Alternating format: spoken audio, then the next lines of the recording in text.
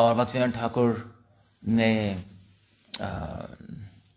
मैंने बताया था अपने मंदिर में कलकत्ता में प्रिंटिंग मशीन रखी थी ऑल्टर में। क्या ये क्या है, ये तो थोड़ा बहुत ज़्यादा आउट ऑफ द वे हो गया नहीं? मतलब अजीब सा हो गया। मान लीजिए कपूरथला में प्रिंटिंग मशीन रख दें आप, कोई कह रहा है ये सनकी है, ये इनका मंदिर बंद कराओ क्या हो रहा है। वो भी इंडिया में उस टाइम 100 साल पहले। मतलब ये कभी ना सुना गया था ना कभी सोचा गया था, सुनने की बात तो छोड़ दो। सो उनके बहुत अजीब और गरीब रेवोल्यूशनरी आइडियाज थे।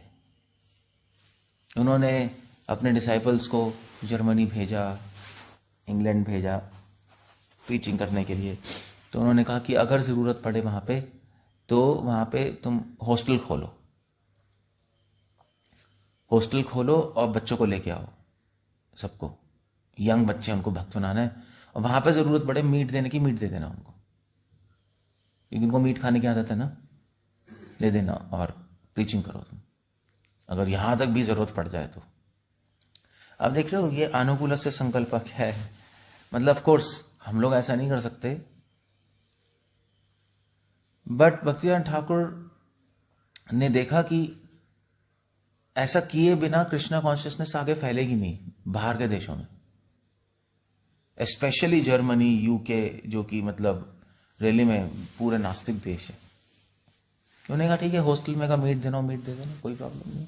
मतलब वो तो क्या है, भक्तिनाथ ठाकुर ने जब ब्रिटिशर्स को बुलाया मायापुर में, मेयर को, उसकी वाइफ को, सबको, तो उनको मंदिर के कंपाउंड में बैठ के मीट सर्व हुआ। ऐसा कभी हुआ है? ऐसा सोचते हुए भी आदमी को डर लगेगा, ये तो नरक ही चले जाएंगे क्या है। मगर इसी को कहते हैं गोपी भाव। एक्चुअली रैली में भक्तिनाथ ठाकुर ने गोपी भाव को प्रेजेंट कर दिया कि देखो ये जो तुम पढ़ रहे हो गोपी भाव और साड़ी पहन के नाच रहे हो और गाने गा रहे हो, ये गोपी भाव नहीं है। गोपी भाव ये है, गोपियों का भाव ये है कि अगर हम नरक में चले जाएं तो भी कोई प्रॉब्लम नहीं है, मगर कृष्ण खुश रहने चाहिए, कृष्ण का यश फैलना चाहिए। यू सी द पॉइंट, वो गोपी भाव है।